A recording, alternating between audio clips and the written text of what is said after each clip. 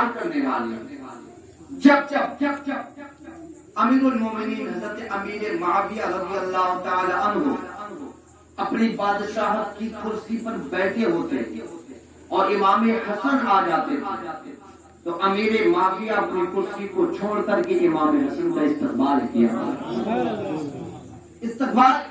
یہ ان کا ادب تھا.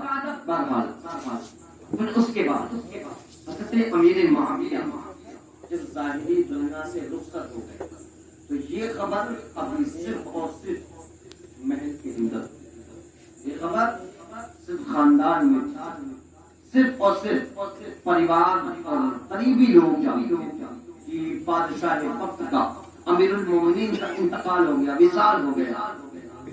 تب امیر معاویہ کا ایک بیٹا جس کا نام یزید ہے، جو فاسق بھی تھا، فاجر بھی تھا، شرابی بھی تھا، عیار بھی تھا اور شریعت کو پامال کرنے والا بھی تھا.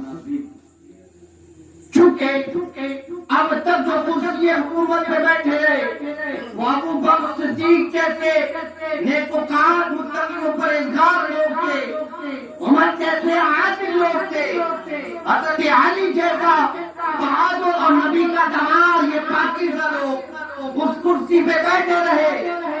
ان کے بعد حضرت امام حسن بیٹھے، یہ بھی پاک تھے.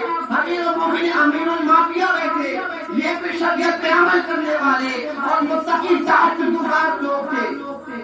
لیکن یہ جو جس کا نام یزید تھا یہ شرابی تھا، عیار تھا، مکار تھا، بے نمازی تھا. اب کرسی پہ کون بیٹھے گا؟ کیونکہ یہ بیٹھنے کے لائق نہیں. کرسی پہ ابھی تک پاک لوگ بیٹھے ہیں. یہ پلید کرسی پہ بیٹھنا نہیں چاہیے، ناپاک کرسی پہ بیٹھنا نہیں چاہیے. اگرچہ صحابی کا بیٹا حضرت امیر معاویہ کا شہزادہ ہے، امیر معاویہ کا بیٹا ہے، لیکن یہ بڑا ہو کے بنیاد پر جب اس نے دیکھا کہ اب میری بادشاہ اور مجھے بادشاہ کی شکل میں یہ عوام دیکھنا پسند نہیں کرے گی، اس نے باپ کے انتقال کے بعد سب سے پہلا ایک خط لکھا اور خط لکھنے کے بعد قاصد مدینہ بھیج دیا. اس دور میں، اس زمانے میں مدینے کے گورنر جو ولید بن عقبہ تھے، اہل بیت سے محبت کرنے والے تھے. مچل کے بولو سبحان اللہ. جب یزید کا خاتم، یزید کا قاتل خط لے کے مدینہ آیا تو گورنر مدینہ کو دیا وہ خط حضرت ولید بن عقبہ کو. حضرت ولید بن عقبہ نے اس خط کو پڑھا، اس میں لکھا ہوا تھا گورنر مدینہ سب سے پہلے تو امام حسین کو بیعت کرو. سب سے پہلے امام حسین کو میری بادشاہت منواؤ، میری بیعت کرواؤ.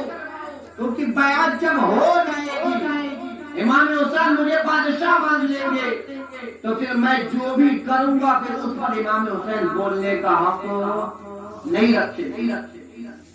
اس میں 3-4 نام تھے. سب سے پہلا نام امام حسین کا تھا، دوسرا نام حضرت عبداللہ بن زبیر کا تھا، پھر تیسرا نام حضرت ابو بکر صدیق رضی اللہ تعالیٰ عنہ کے بیٹے کا تھا. اسی طرح 4-5 نام اس خط میں تھے اور اس کے نیچے لکھا ہوا تھا یہ لوگ اگر بیعت کرتے ہیں تو خوشی خوشی اس کی بیعت لے لو اور انہیں بیعت میں داخل کر لو، اور اگر یہ لوگ انکار کرتے ہیں معاذ اللہ تو ان تمام لوگوں کی گردنوں کو تن سے جدا کر دو. یہ یزید نے لکھا تھا. کیوں؟ کیونکہ یہ جانتا تھا سب لوگ مجھے بادشاہ کی شکل میں دیکھ لے تب بھی میں بادشاہ نہیں بنوں گا. بادشاہ اس وقت بنوں گا جب امام حسین راضی ہو جائے. یہ بھی جانتا تھا. بہرحال امام حسین رضی اللہ تعالیٰ عنہ کو تنہائی میں بلایا گیا. خبر پہنچی امام حسین کے پاس. امام حسین سمجھ گئے کہ یہ اس وقت دربار کا وقت نہیں ہے، اس وقت مجلس نہیں لگا کرتی ہے، مجلس کے علاوہ کا ٹائم ہے. بلانے کی وجہ یہ جو رات میں بلایا گیا ہے اس میں 2 بجے گھر سے نکلنے سے پہلے امام حسین نے ارشاد فرما دیا تھا یا تو امیر معاویہ کا انتقال ہو گیا ہے یا یزید زبردستی کرسی حکومت پہ بیٹھ گیا ہے. آقا حسین اپنے گھر سے باہر نکلے اور نکلنے کے بعد گورنر مدینہ کے پاس آئے.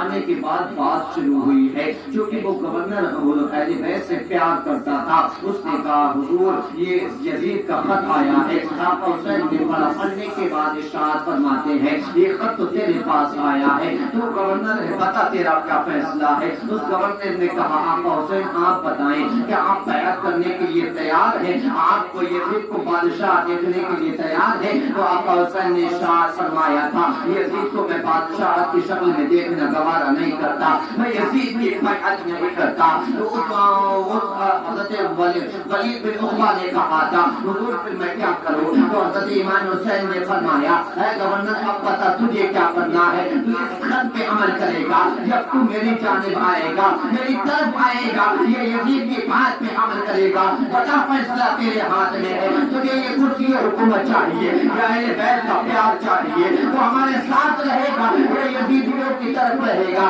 تب حضرت ولید بن عقبہ نے کہا تھا اے میرے آقا حسین اگر میں آپ کی طرف ہوتا ہوں تو ہوتا چلا جائے گا, پوسٹ چلی جائے گی, یہ کرسی حکومت چلی جائے گی. آقا حسین فرماتے ہیں فیصلہ کر دے تجھے میرے ساتھ کھڑا ہونا ہے یا کرسی حکومت چاہنا ہے. میرے سر کو قتل کرے گا تو یہ کرسی برقرار رہے گی. تو ولید بن عقبہ رضی اللہ تعالیٰ عنہ نے کہا تھا آقا حسین یہ ایک کرسی ہے, اگر ایسے ہزاروں کرسی آپ کی دشمنی پہ ملے تو ہزاروں کرسیوں پہ میں لات مار دوں گا, آپ کے قدموں میں آ کر کے بیٹھ جاؤں گا. اس لیے جو آپ کے قدموں میں آئے گا اس کی دنیا بھی کامیاب ہو جائے گی, بعد مرنے کے حشر بھی کامیاب. میں آپ کے قدموں میں آنا گوارا کرتا ہوں. آقا حسین نے بات سنی, گھر واپس آئے. آنے کے بعد گھر والوں سے کہا اے میرے گھر والوں اب وہ وقت آ گیا جس کی بشارت ہمارے نبی نے دی. وہ وقت آ گیا جس کے بارے میں خبر ہمارے نبی نے دی ہے.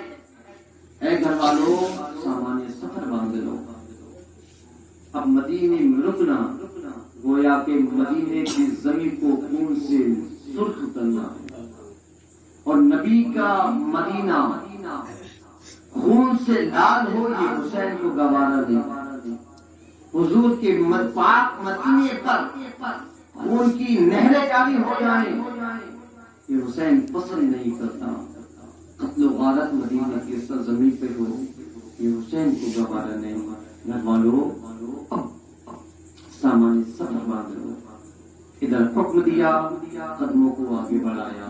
پیچھے سے پہلے زینب نے کہا بھائی کدھر کا ارادہ ہے. آقا حسین ارشاد فرماتے ہیں بہن یہ تیاری کر رہے ہیں تب تک میں اپنے نانا کے مزار پہ ہو گیا. مسجد کے تب تک میں اپنے نانا کے مزار پہ ہو گیا تھا. حضرت زینب ارشاد فرماتی بھائی اس ماں کا دودھ تو نے پیا ہے, اس ماں کا دودھ میں نے پیا ہے.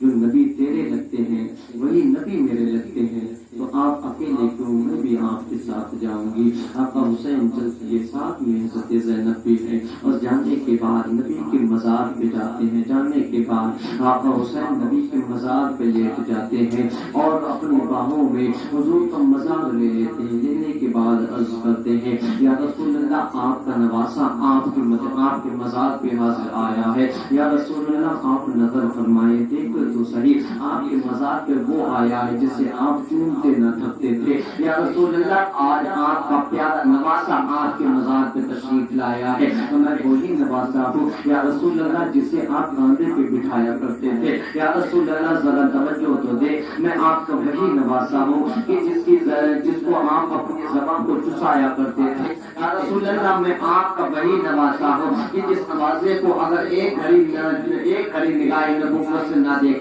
تو نبوت والا قلب جو ہے پیچھے تو بے قرار بیزار ہو جاتا تھا. یا رسول اللہ آج آپ کا نواسا آپ کے مزار پہ حاضر ہے, ذرا غور تو فرمائے. یا رسول اللہ آپ کا نواسا آخری سلام پیش کرنے کے لیے آیا ہے, حسین کا آخری سلام لے لیجیے. آقا حسین نے اتنا کہا, کہتے کہتے آنکھ لگی میں جب آنکھ جو آقا حسین سو گئے ہیں تو آپ بھی میرے نبی تشریف لائے. لانے کے بعد آقا حسین کیا دیکھتے ہیں, نبی بیٹھے ہوئے ہیں اور نبی کی گود میں آقا حسین کا سر رکھا ہوا ہے. نبی ارشاد فرما رہے ہیں, اے بیٹے حسین اب سے تمہارا وہ امتحان شروع ہو گیا ہے جس امتحان کے لیے میں نے تمہیں پرورش کیا ہے. وہ امتحان کا وقت آ گیا ہے جس امتحان کے لیے میں نے تمہارا بچپن سنبھالا ہے. میں نے تمہیں جس امتحان کے لیے تیار کیا ہے اس امتحان کی گھڑی آ گئی ہے.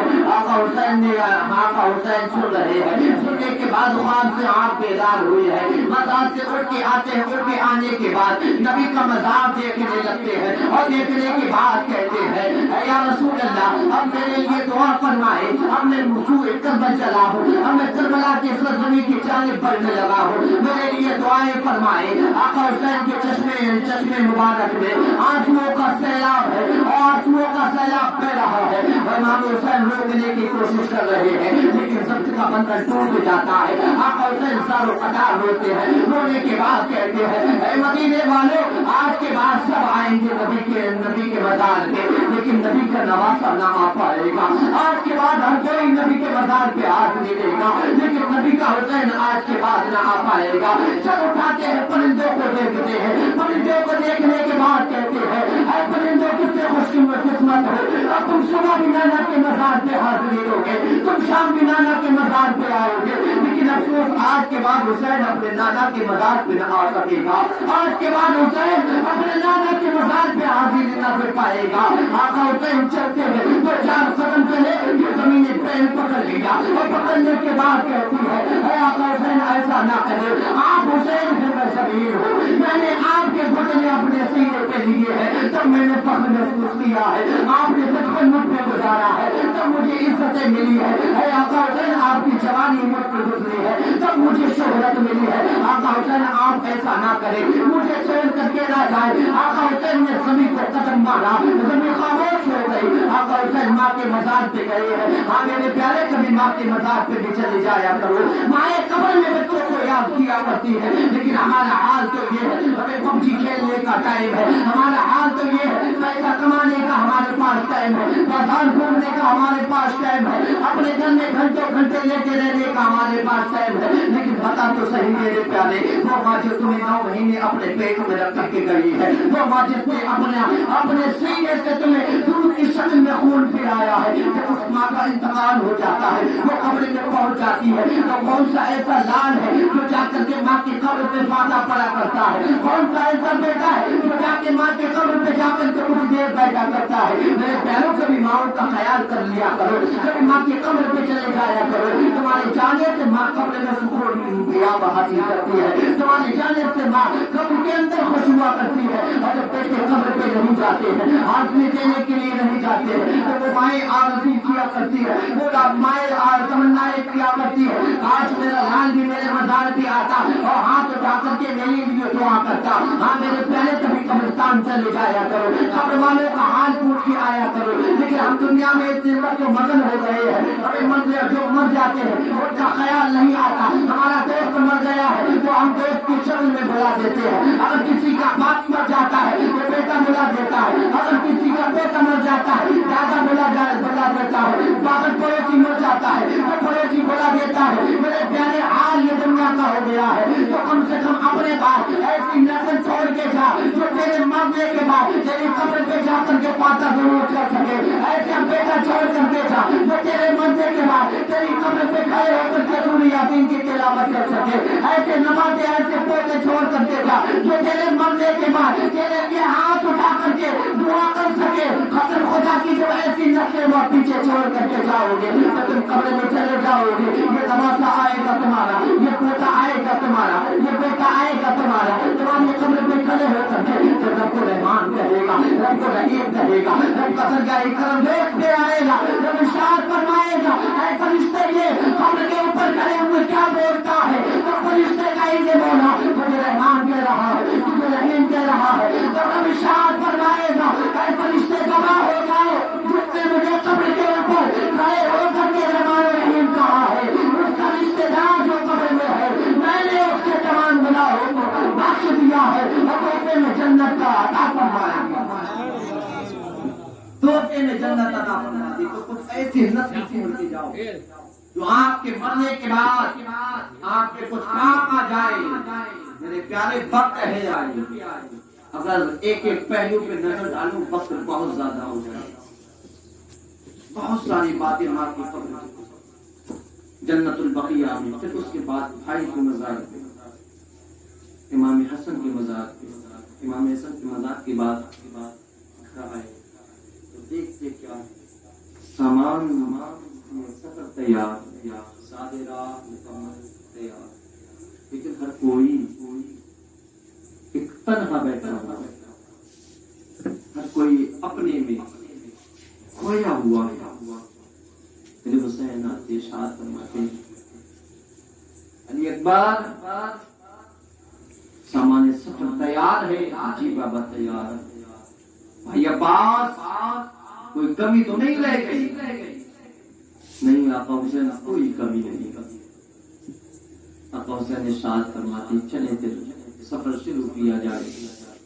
آقا حسین نے اتنا فرمایا، غازی عباس نے اشارہ کیا، آقا حسین وہ ایک کونے میں صغرا بیٹھی ہوئی رو رہی ہے، اللہ میرے آقا حسین بیٹی ہے حضرت صغرا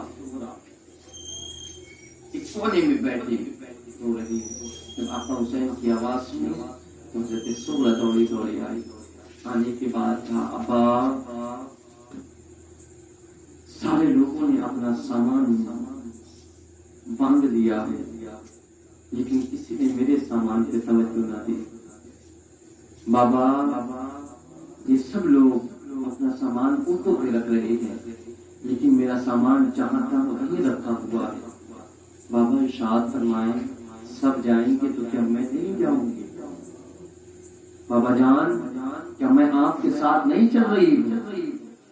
حسین نے ارشاد فرمایا بیٹی صغرا سب جائیں گے لیکن آپ ساتھ نہیں جاؤ گے۔ مختلف روایت ہے، کوئی کہتا ہے بیماری کی وجہ سے، کوئی کہتا ہے نئی نئی شادی ہوئی تھی اس وجہ سے شوہر نے اجازت نہیں دی تھی، کوئی دوسری بہت ساری روایتیں ملتی ہیں۔ آخر کار تو آقا حسین نے یہ ارشاد فرمایا تو حضرت صغرا نے کہا بابا سب جا رہے ہیں میں کیوں نہیں جاؤں گی؟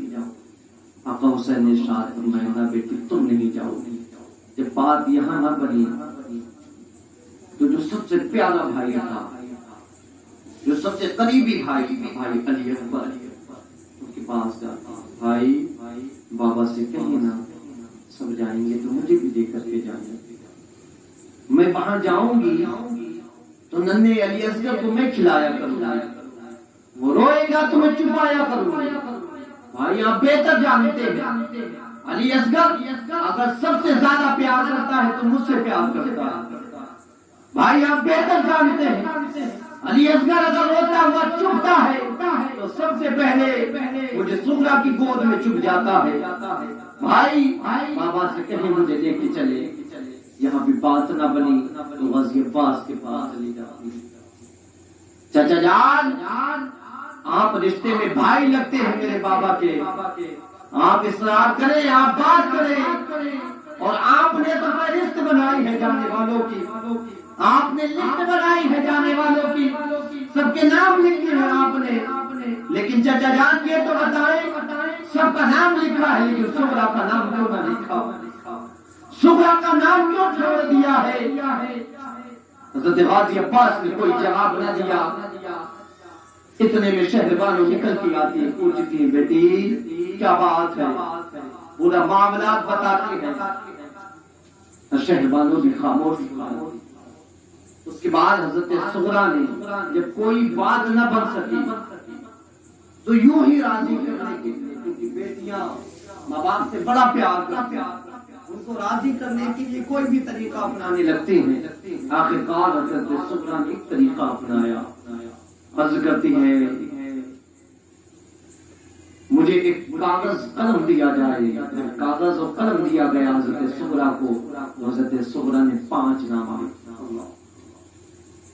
جب 5 نام لکھ دیے گئے تب کسی نے پوچھا بیٹی کس کا نام لکھ رہی ہو؟ حضرت صغرا نے کہا تھا میں نے اس میں غازی عباس کا نام لکھ دیا ہے, میں نے اس میں بھائی علی اکبر کا نام لکھ دیا ہے, میں نے اس میں بھائی امام قاسم کا نام لکھ دیا ہے, اور اس میں نے ننھے علی اصغر کا نام بھی لکھ دیا ہے. اے صغرا بتاؤ تو صحیح یہ نام کس نے لکھا ہے؟ تو حضرت صغرا ارشاد فرماتی ہے میری وصیت یہ ہے جو میں نے لکھ دیا ہے, میری مرضی یہ ہے جو میں نے لکھ دیا ہے, اس پہ عمل کیا جائے. اے بیٹی صغرا بتاؤ تو صحیح کیا لکھا ہے؟ تو حضرت صغرا نے کہا تھا اے بابا جان اے پھوپھی جان اس میں نے لکھا ہے کہ جب میرا انتقال ہو جائے تو میں اجازت نہیں دیتی ہوں کہ میرا بھائی علی اکبر کی میرے جنازے میں شامل ہو. میں یہ چاہتی ہوں جب میرا انتقال ہو جائے تو علی اکبر کو میں اپنے جنازے میں شامل ہونے کی اجازت نہیں دیتی ہوں. جب میرا انتقال ہو جائے تو میرے جنازے میں علی اکبر کو شرکت کرنے کی اجازت نہیں ہے.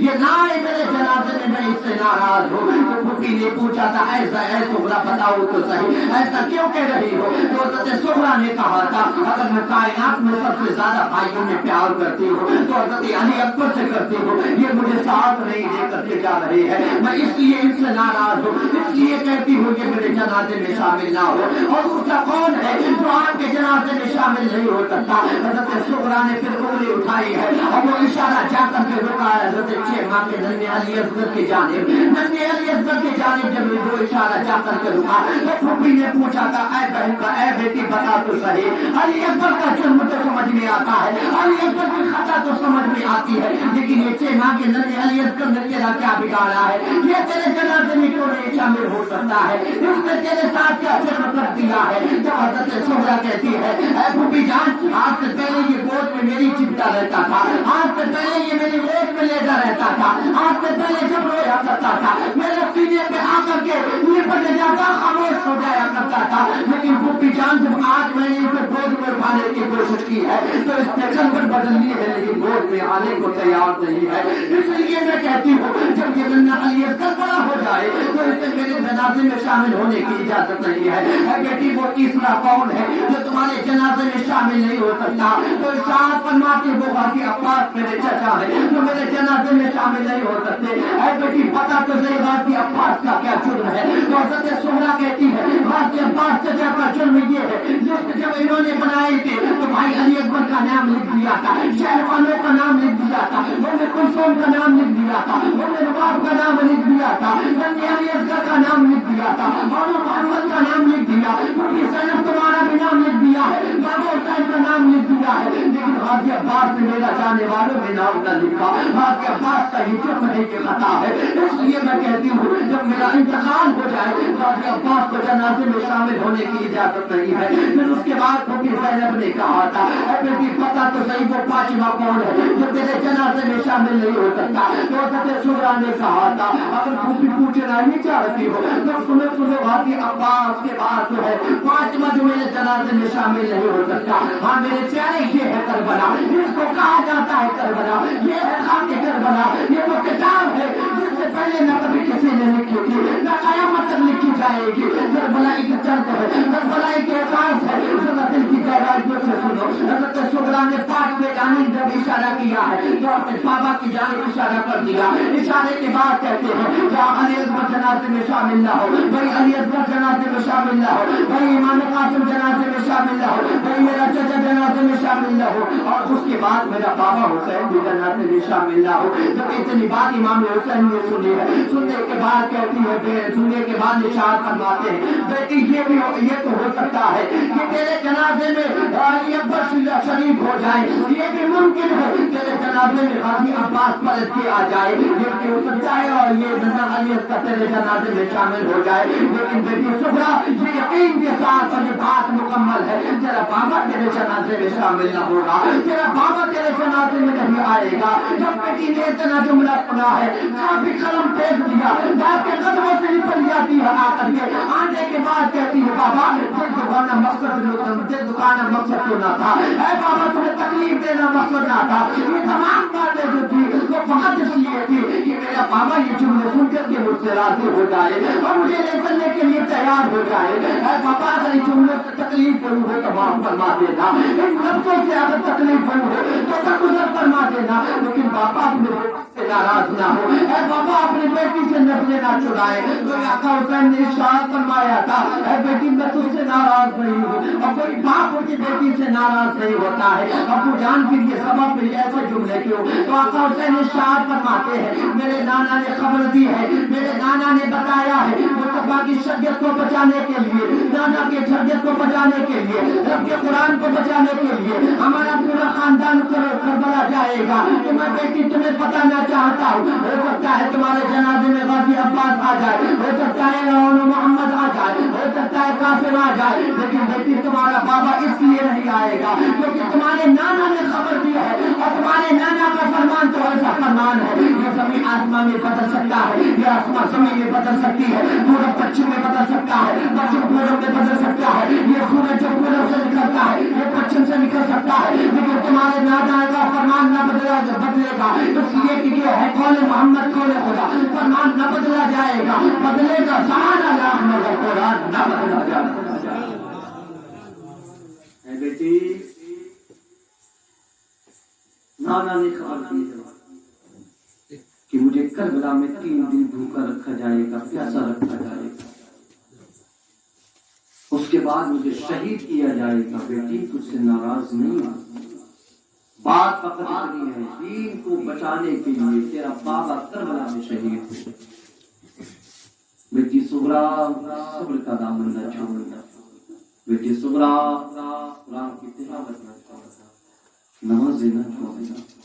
یاد رکھو مسلمانوں، جو آقا حسین کیا لگتا ہے، امام حسین چاہتے یزید کی بیعت کر لیتے، معلوم کیا ہوتا؟ اگرچہ کرسی حکومت میں یزید رہتا لیکن حکم آقا حسین کا چلتا رہتا، آقا حسین کا چلتا رہتا۔ اگر حسین آقا حسین بیعت کر لیا بادشاہت تو مل جاتی، لیکن مصطفیٰ کی شریعت تشریف ہوتا، مصطفیٰ کی شریعت کا رہتی۔ آج جو نمازی ہم تک ہیں سلامت، یہ حسین کے صدقہ۔ آج مسجدوں کے اوپر مینارے سلامت ہیں تو حسین کا صدقہ۔ آج بہن بیٹیوں کی آبروئیں سلامت ہیں تو حسین کا صدقہ۔ آج جو گھروں میں عزتیں برقرار ہیں یہ حسین کا صدقہ۔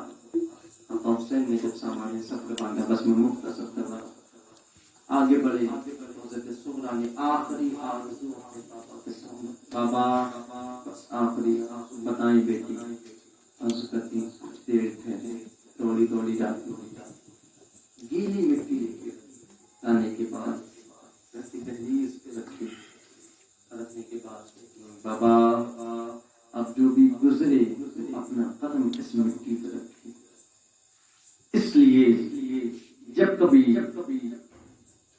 علی اصغر کی یاد ستائے گی نہ تو وہ تو نہ ہوگا لیکن اس کا نشان قدم ہوگا، میں اسے دیکھ کر سکون کروں۔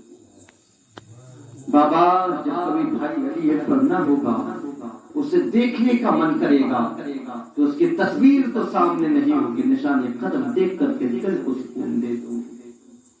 اسی طرح حضرت سغرا نے سب کا نشان قدم لیا، یہ قافلہ مکہ پہنچا، مکہ پہنچنے کے بعد یہی قافلہ پھر مدینہ کربلا جاتا ہے۔ اب میں انشاءاللہ تعالی کربلا کل سے شروع کروں گا، ابتدا سے معلوم چلے واقعی میں کربلا ہے کیا۔ ہم کیا کرتے ہیں، ایک دن تقریر کروائی شہادت امام حسین کو لی،